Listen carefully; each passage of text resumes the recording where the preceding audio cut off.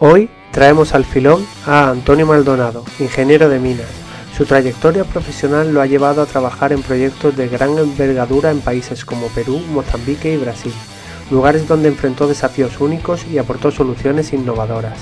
Antonio es miembro activo del PER y del IMET, organizaciones responsables de establecer estándares para la información pública de resultados de exploración, recursos y reservas minerales por parte de las empresas que cotizan en los mercados de Europa.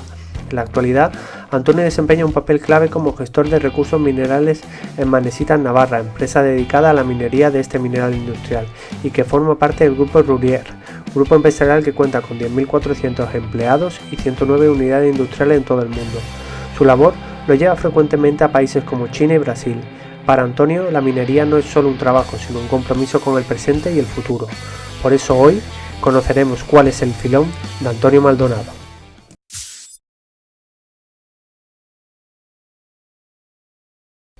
Hola, muy buenas, bienvenida a un episodio más del Filón. Hoy traemos a Antonio Maldonado. Y antes de empezar, Antonio, quería hacer una pequeña reflexión sobre un poco el objeto del podcast. Bueno, el objetivo del podcast es un poco acercar la profesión de ingeniero de minas y el sector de la minería, de la energía y de las materias primas a la sociedad, que sea un poquito más conocido, porque muchas veces es muy desconocido en nuestra sociedad.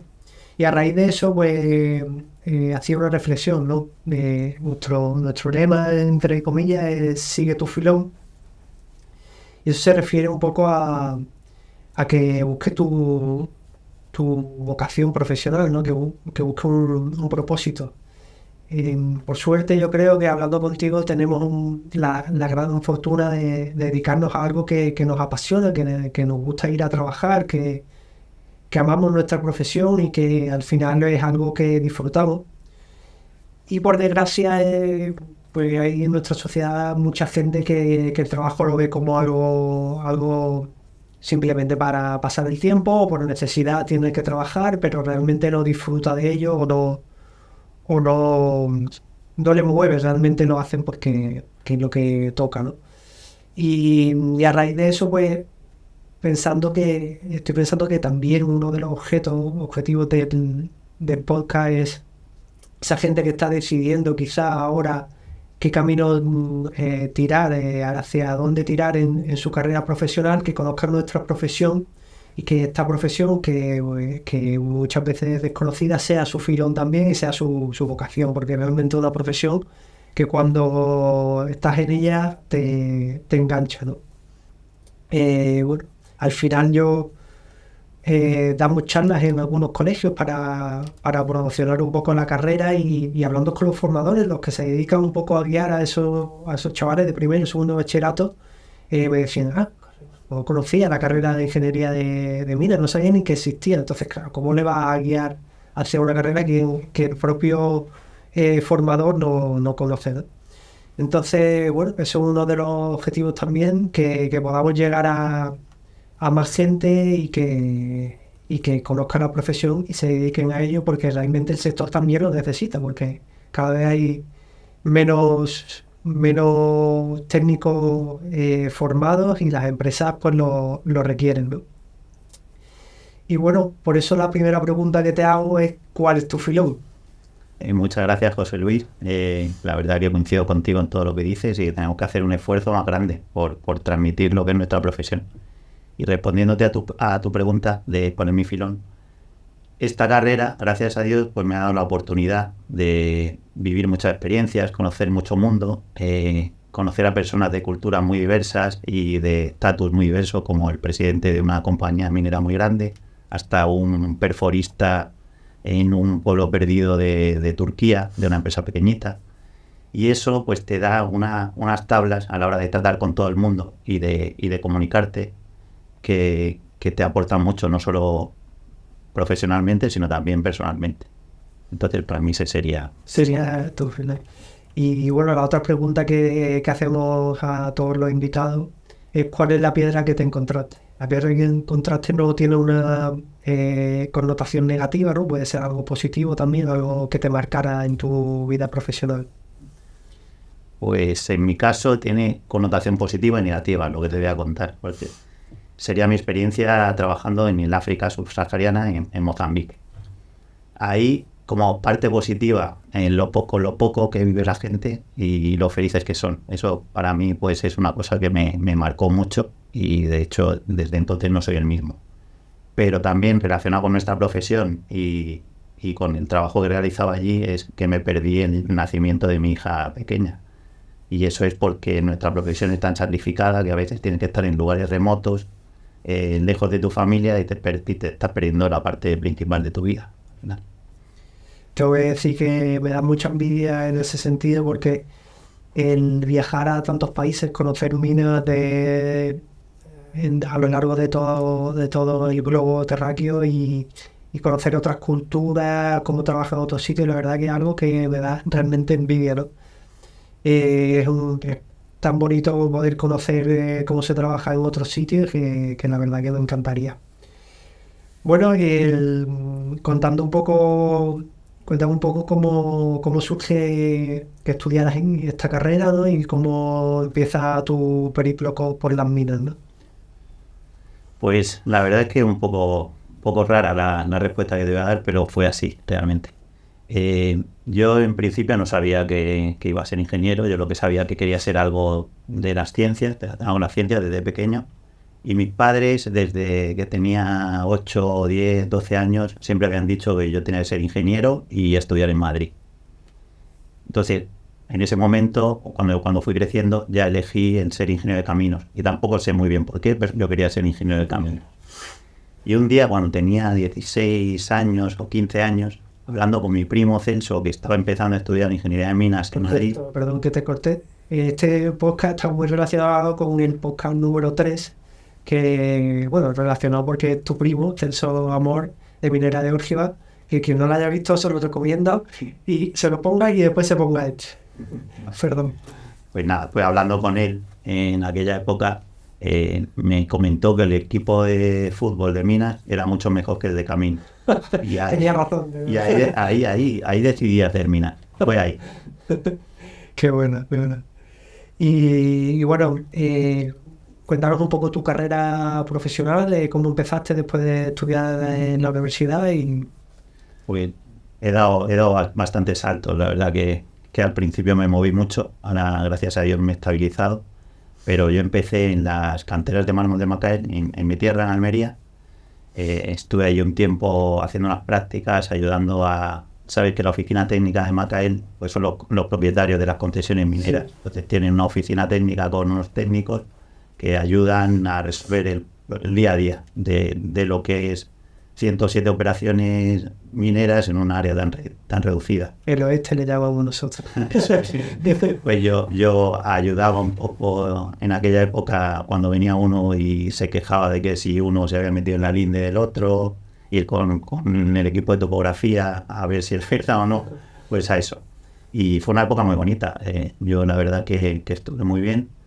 De ahí salté a Madrid, me fui a Madrid un tiempo a ANEFA a hacer unas guías de buenas prácticas sobre seguridad minera para el sector de los áridos.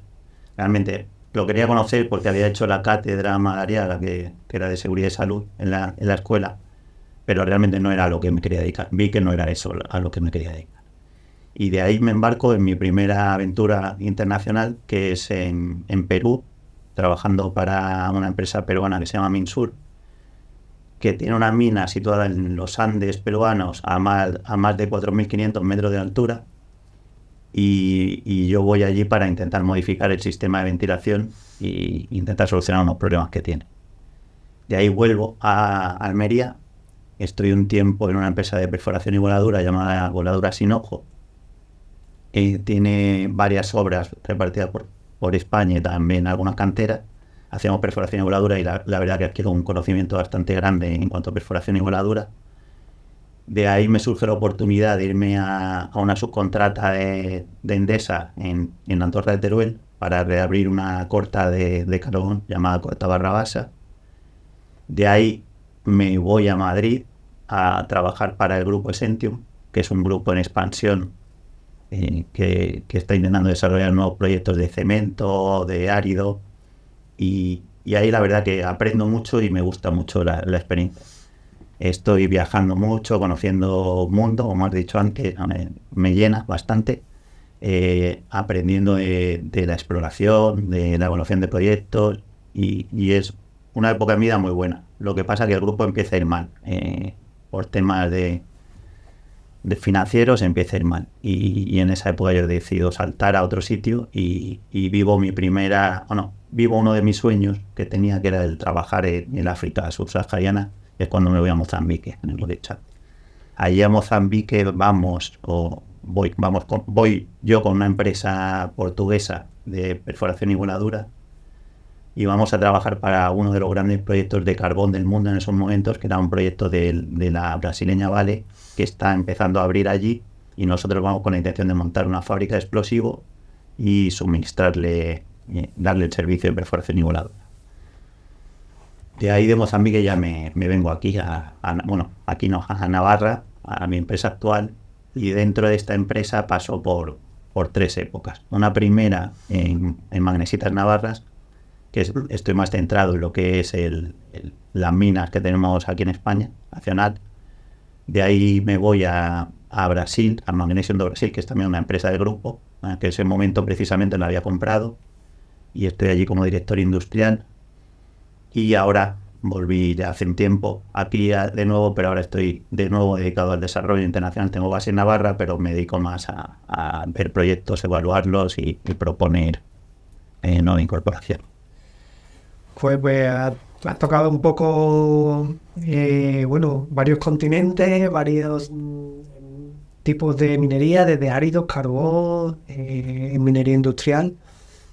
Y bueno, a lo largo del podcast te voy a ir preguntando un poco de esas diferentes etapas. Has hablado de Perú, que fue una de las primeras. Cuéntanos un poco qué diferencia encuentras entre la minería en Sudamérica, que realmente tiene un papel mucho más importante que está aquí en España, y bueno, la minería de aquí de Europa o de España, ¿no? ¿Qué diferencias y qué experiencias no puedes contarnos? Pues en Minsur, explico un poco el proyecto. Minsur es un proyecto de una mina en altura. Yo lo que he explicado, la Bocamina estaba a 4.523 metros sobre el nivel del mar. Explota un yacimiento de casiterita, bastante rico. De hecho, es el 10% de la producción mundial de estaños es esa mina. Lo explotan por grandes cámaras, por sus niveles. Luego lo benefician por método gravimétrico, explotación, y lo bueno que tiene esa empresa es que tiene la fundición, es propia, que está allá en la costa, en Pisco, y ahí es donde producen el estaño con un 99,95% de pureza.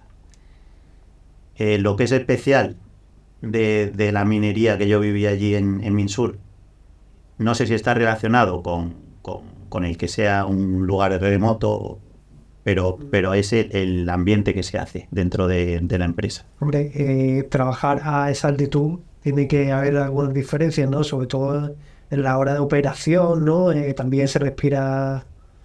Más que nada, yo lo pasé muy mal en las 2 primeras semanas con el mal de altura, o el soroche, como llaman allí. De hecho, nosotros vivíamos, por explicar un poquito, vivíamos en un hotel de los ingenieros que estaba cerca de la Bocamina, estaba justo al pie de los tailings, un hotel muy bonito, muy equipado, y allí vivíamos todos los técnicos. Pero en la cabecera de la cama teníamos oxígeno para dormir. Por si te daba ahí sí. un patatón. Yo las 2 primeras semanas lo usaba todas las noches. Sí, pero a partir de ahí, a partir de la tercera te acostumbras. Yo, de hecho, me gustaba mucho el fútbol, yo bajaba al pueblo minero a jugar siempre, podía ir a 2-3 veces en semana a jugar al fútbol ahí en altura. O sea, al final te acostumbras. Pero se ve eso, que la gente está pendiente de lo que pasa en la empresa, y hay una cultura minera que yo no he vivido en otros sitios como en ese. ¿Y qué sacarías de esa experiencia en Perú? ¿Qué es lo que te llevas de Perú? De Perú, los profesionales que conocí. Parece que son unos técnicos espectaculares. No he visto una cosa igual. y también el respeto entre esas personas, desde el directivo para el operador, como el operador para el superior y para el directivo. No miran la jerarquía en cuanto a hablarse con respeto siempre y tratarse como hay que tratar a las personas. Porque vosotros estabais en los Andes, ¿no? Y tú salías de la mina en algún momento, estabas 6 meses y 6 meses, ¿cómo hacías? No. ¿Tú estabas permanentemente? De continuo, porque no fue un trabajo muy largo, fue un trabajo de una misión de ir a mejorar un sistema de ventilación. Yo he hecho una formación previa en una empresa asturiana que probablemente conozcas, se llama Citrón, de ventilación, y con el propósito de mejorar aquel sistema de ventilación fue a lo que hacía. Entonces yo pasé todo el tiempo allí y cuando salí de allí estuve un tiempo viajando por Perú y me volví para después, de acuerdo. Y ya después, otra de las experiencias es en Mozambique, que aquí cambias a carbón, carga de voladura y en África.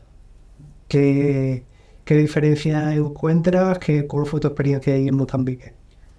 Diferencias todas las del mundo, todas. Yo iba a una empresa portuguesa, como he dicho antes, y a mí me habían vendido que yo iba a una fábrica que ya estaba montada y con un equipo que tenía allí de 60 a 70 personas, que eran los que iban a ayudar a dar el servicio al gran proyecto que había y a otro que venía en camino de una junior australiana. Y cuando llego allí yo lo que me encuentro es que la fábrica no está montada, solo teníamos los polvorines. Hay 60 o 70 personas, pero de las 60 o 70 hay 10 portugueses con experiencia, el resto sin ninguna experiencia. Me leo los contratos que teníamos firmados con estas empresas y había que dar voladuras de 100 toneladas. Había que hacer servicio de perfilometría, había que grabar con cámaras de alta resolución, había que dar una serie de servicios para lo que no teníamos ni los equipos. Entonces la presión de la empresa porque sirviésemos y el encontrarme con ese marrón me lo encontré de golpe. Entonces, pues...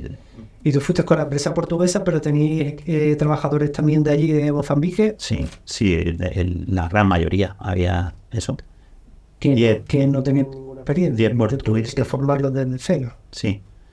Y además las exigencias de formación de la Vale, no sé si serán otras grandes, harán lo mismo, pero lo que es esta empresa brasileña, eran semanas de tener a gente formándose, dando cursos de seguridad, conducción defensiva, de artillero, de todo.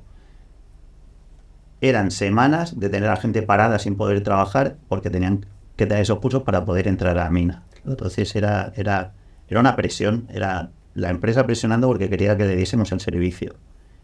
Yo intentando negociarlo y al final lo conseguimos porque lo que dijimos es: si queréis empezar, tenemos que empezar de otra forma. Vamos a dar voladoras más pequeñas, con carga manual, y conforme nos vayan llegando los equipos. Yo en principio sí que fui previsor porque sé que en África cualquier planificación es un sueño. O sea, tú planificas para 2 meses que te va a llegar algo y sabes que te va a llegar a los 4 como mínimo. Entonces ahí fuimos un poco conservadores, cambiamos las condiciones del contrato para 4 meses y ahí una vez que estuvimos preparados ya trabajamos como teníamos firmado, pero mientras tanto negociamos el ir avanzando. ¿Esta mina en África dónde está? ¿Está cerca de una ciudad? ¿Está en la selva? ¿Dónde? Está, a ver, Mozambique, en su parte noroeste, está la provincia de Tete, que es donde está esta mina. Esa provincia hace frontera, para que te hagas una idea, con Zimbabue, Zambia y Malawi. Vale. Y la mina se encontraba en Moatis, que es una población a unos 12 kilómetros de lo que es Tete.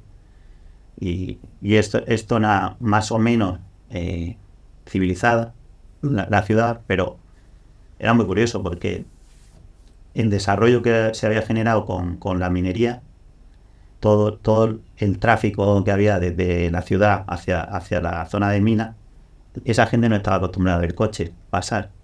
Entonces te encontrabas gente por la carretera que tenías que pararte, era una zona un poco peculiar. Pero esa zona, que es clima árido, es que no sé, sitúa un poco en qué clima estabais moviendo. mayor calor que pasa nunca, ni en la cantera te va a caer. Creo que llegamos a 50 en alguno de los días que estoy allí, a 50 grados. O sea, pasaste de trabajar a altura a 50 De menos 20 a 50. Y bueno, ¿qué te llevas de Mozambique? ¿Crees que, bueno, ya has contado un poco que fue un punto de inflexión? También te hizo reflexionar porque estabas fuera de tu casa, fuera de tu familia.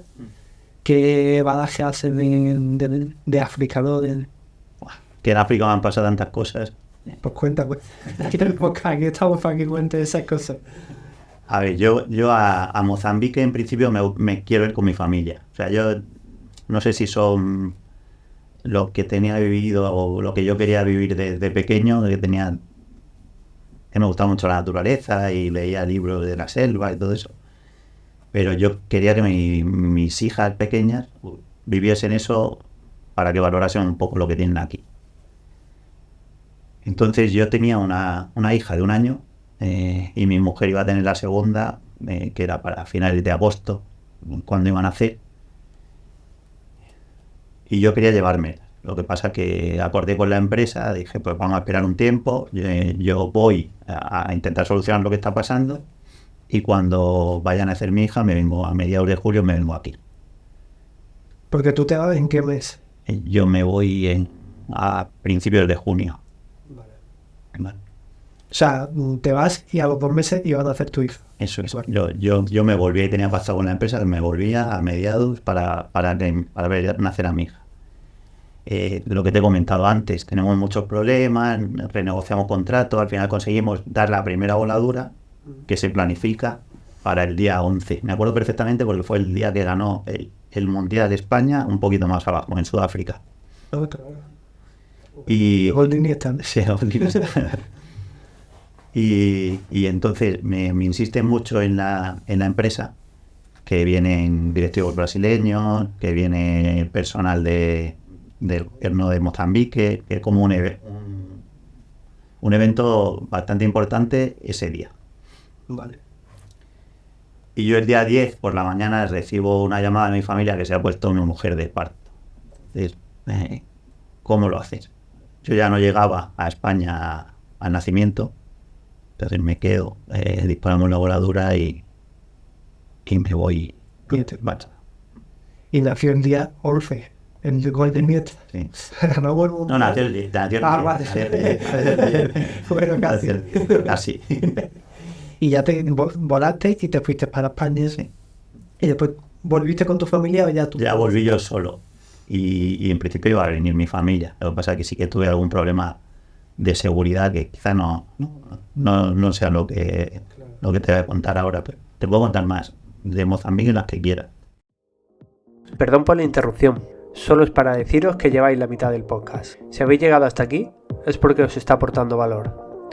Quería daros las gracias por el apoyo y deciros que para seguir creciendo y mejorando el podcast nos viene súper bien que le deis al botón de suscribirse. No os molesto más, seguid disfrutando del episodio.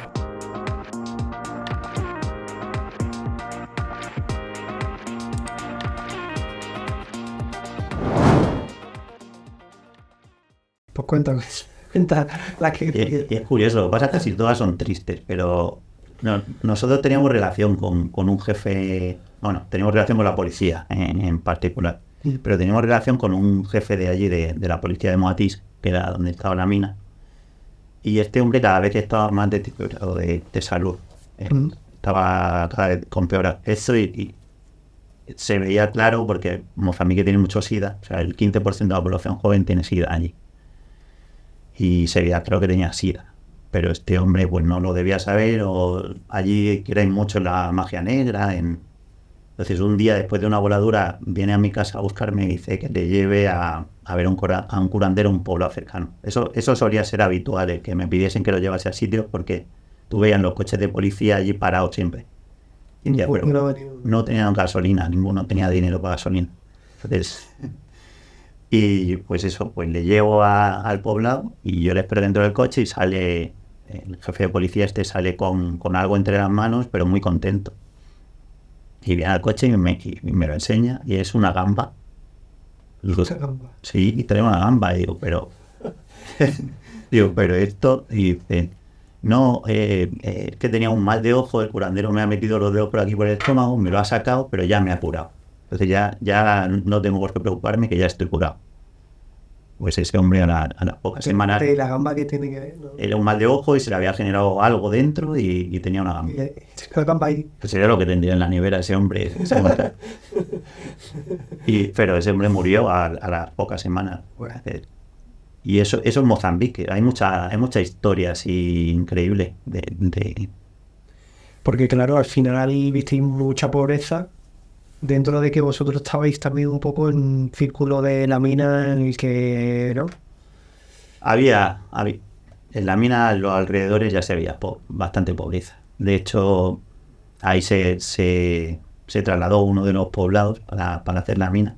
Se llevó a una zona nueva que prometían como una zona muy, muy bonita de donde vivir, y realmente tú ibas y las casas eran carentes. O sea que tú crees que muchas veces estas empresas mineras grandes se aprovechan un poco en esos países.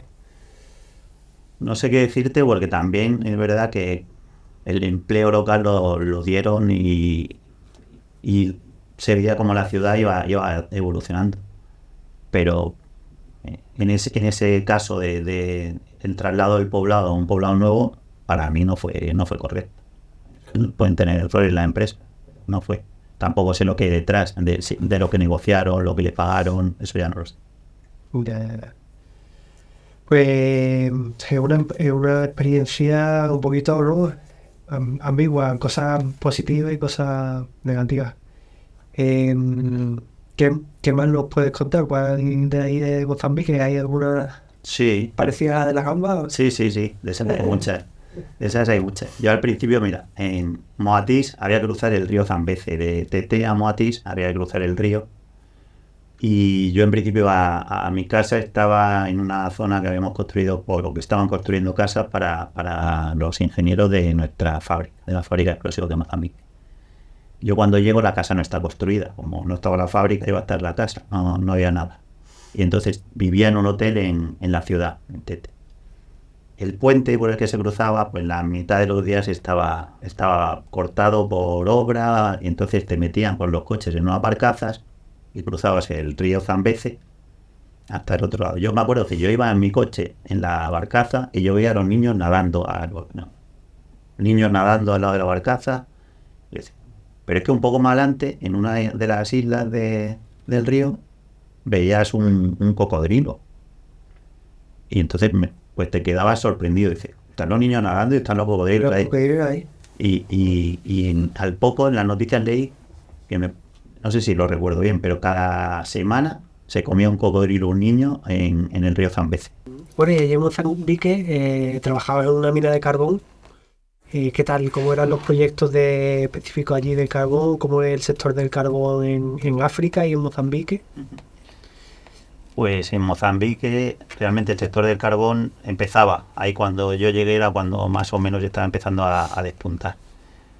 Hasta ese momento había, en esta provincia de Tete, había una pequeña mina del gobierno.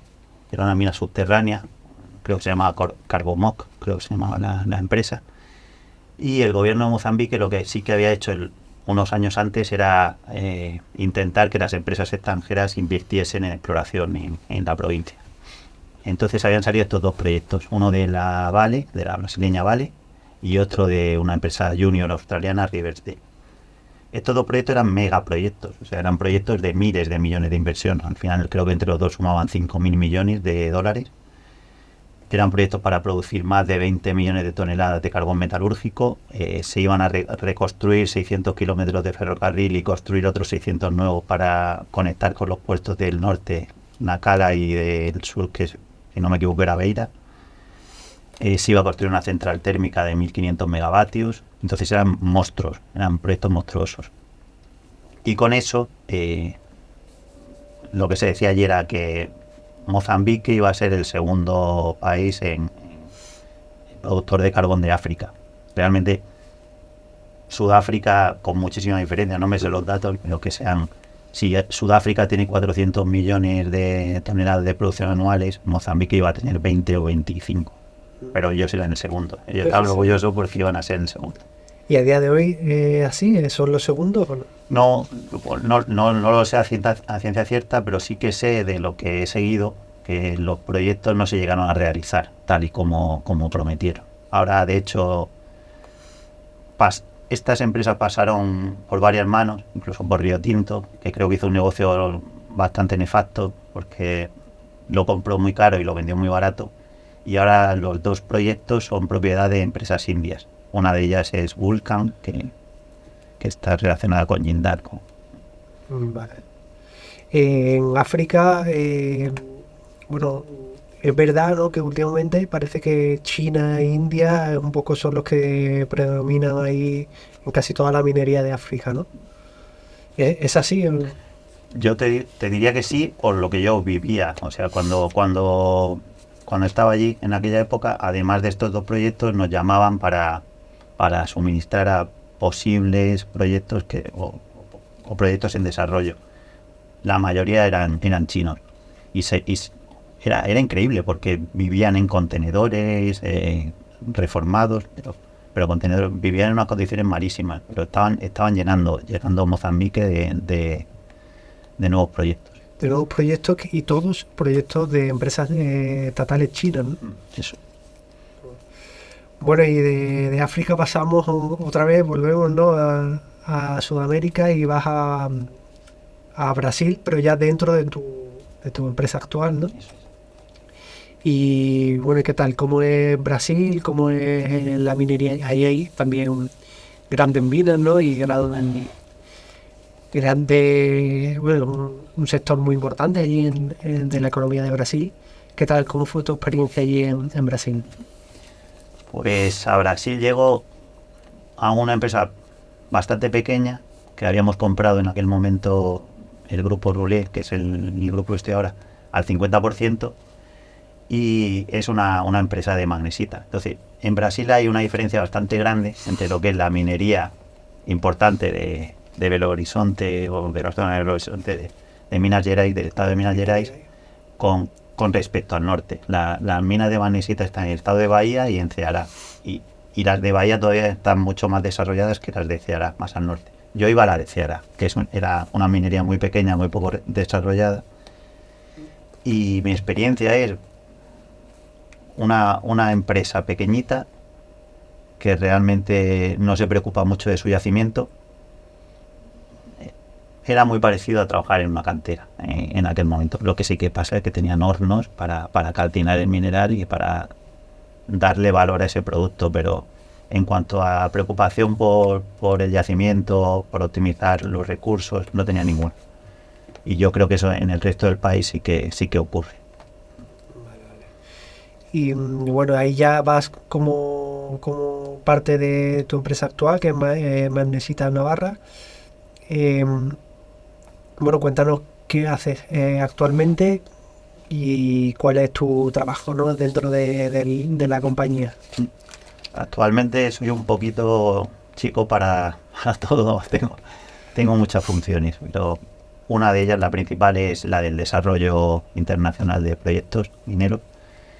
Y es la parte que os decía que he tenido la gran suerte, pues tanto aquí como en Essentium, de poder vivir. Yo ahora mismo, dentro de la unidad, hay 3 unidades de negocio principales en mi empresa. Una es agroalimentaria, otra refractaria y otra es de aplicaciones industriales. Ellos ven si algún proyecto del mundo les interesa y nos lo pasan a nosotros, que somos los de desarrollo, para que pues primero evaluemos la información que nos pasan, luego pasemos a una segunda fase con un MOU si interesa y a solicitar más información, o incluso a visitarlos, hacer exploración, hacer pruebas, si están abiertas las operaciones, hacer pruebas de planta piloto. Pero, ¿quién es el primero, digamos, que descubre esos posibles proyectos o llegan directamente? Nos llegan de Francia normalmente, A veces sí que son contactos directos, pero normalmente no suelen llegar a través de Francia, que es el grupo MAT, Sí, el grupo. el grupo Roulier.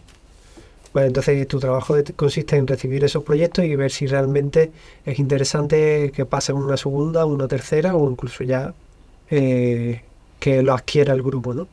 Más que eso, el ir y el hacer las due diligence técnicas del proyecto. Vale.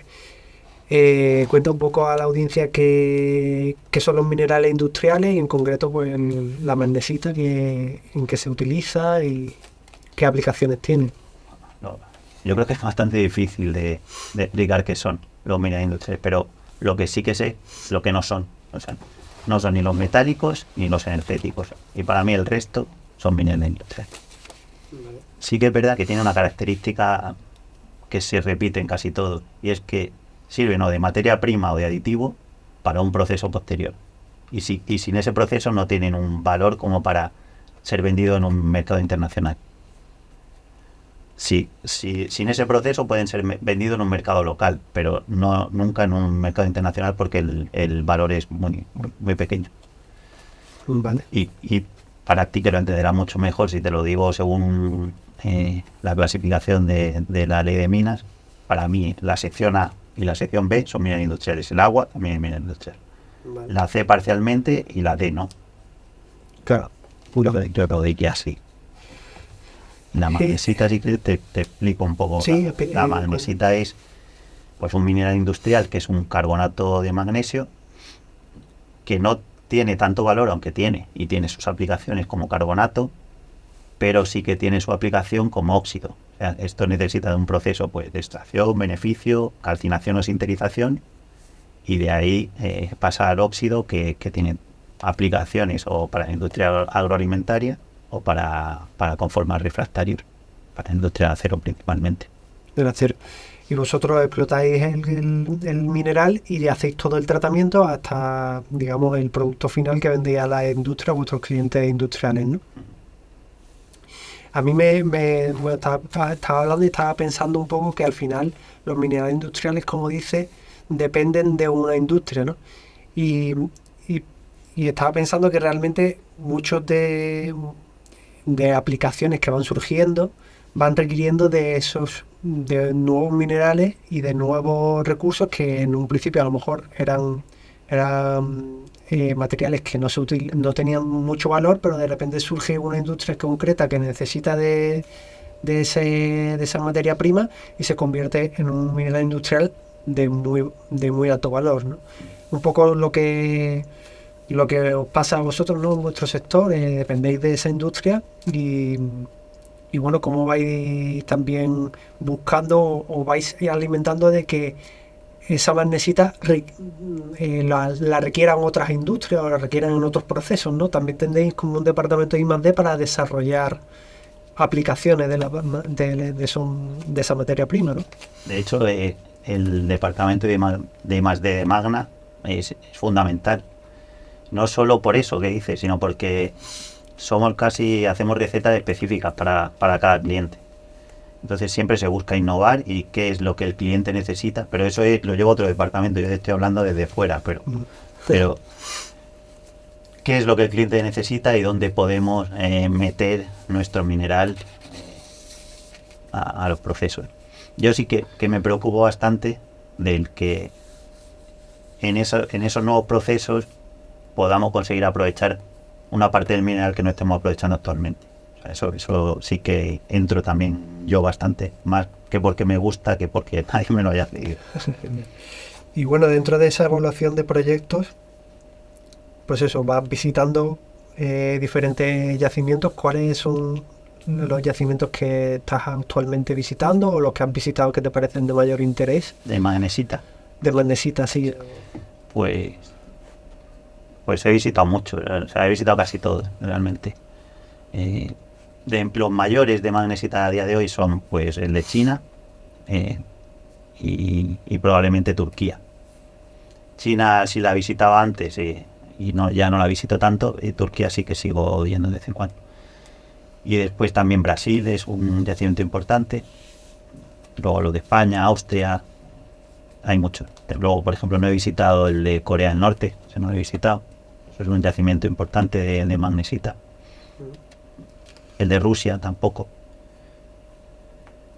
Y entonces, cuando tú evalúas esos yacimientos, también metes factores, digamos, políticos, geopolíticos, burocracia, seguridad jurídica, más allá del propio, ¿no? Sí, yo los meto, pero realmente eso casi que se ocupa otra parte de evaluar lo que es ya el grupo. La parte de compliance del grupo Suriel. Lo que sí es cierto es que yo siempre suelo usar no sé si conocéis los estándares internacionales, pues hay una tabla, que es la tabla 1 del PERC, que está en Excel, se puede descargar en la web, y yo siempre uso esa tabla para hacer mi checklist de mi due diligence. Y con eso no me pierdo nada. O sea, al final sé que voy a valorar todos los puntos. A veces sobra, porque realmente está enfocado para un tipo de yacimiento. Nosotros nos centramos en empresas pequeñitas que no tienen tanto dato, pero siempre te hacen pensar. Y yo sí, cuando no lo sé, cuando digo, cuando doy un informe sobre este yacimiento, digo por qué no he evaluado esa parte, porque no hay información por esto. Siempre paso por todos los puntos diciendo qué he evaluado, qué tiene importancia y qué no. Y al final esto desemboca en un análisis de riesgos e incertidumbres, que eso lo solemos apuntar a lo que es la valoración. Vale, y has hablado del PER. ¿Qué es eso del PER? Explica un poco. Es difícil, pero sin aburrir mucho, pero... Sin aburrir mucho. Bueno, pero para que lo entienda cualquier persona que no es del sector, que Vale. yo creo Sí, que... pues a ver, en las empresas que cotizan en bolsa, normalmente la información sobre recursos y reservas minerales que se presenta, pues tiene que ser confiable para proteger al inversor, para que tenga toda la información necesaria para poder hacer su evaluación de si invierte o no, y que esa información sea fidedigna para que no se lleve a engaño a esta persona. Entonces hay unos estándares de cómo presentar esa información, que uno de ellos, el adaptado para la minería europea, es el PER. Luego hay otros, pues para la minería canadiense está el NI 43101, para la australiana el York, para la sudafricana Samrec, para la turca el Umrec. Hay muchos otros, pero cada uno se adapta específicamente a la minería del país. Vale. Esto nace, ¿no?, del escándalo de Brexit, ¿no?, y de la peli de golf, ¿no? Sí. Nace todo este tipo de normativa, ¿no? Y tú también formas parte del IMEF, ¿no?, que es la organización a nivel ibérico, ¿no?, porque es España y Portugal, que forma parte del PER, ¿no? ¿Y qué labor hacen ahí dentro y del IMEF y cuál es su función? Sí, pues en IMEB somos 4 gatos, entonces entre todos hacemos todo. Realmente sí que hay una presidencia, una vicepresidencia. Yo hago más la función de secretario, igual que la hago en PER. Pero IMEB lo que hace es acreditar, te he comentado antes que son los estándares, ¿no? Eso sí, pues acreditar a las personas que pueden firmar, que tienen la competencia para firmar esos estándares. Eso es lo que hace IMEB.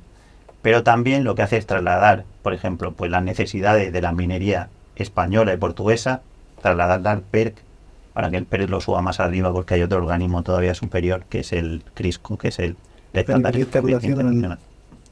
Al final, todos estos proyectos que quieren, o todas las empresas mineras, para que lo entendamos, que quiera salir a bolsa, tiene que cumplir con esos estándares, de manera que sea confiable para los inversores y que cumplan con todos esos estándares. Y al final se han hecho unos estándares, pues está el europeo, el canadiense, y el australiano, ¿no?, que quizás son los más conocidos, el australiano y el canadiense.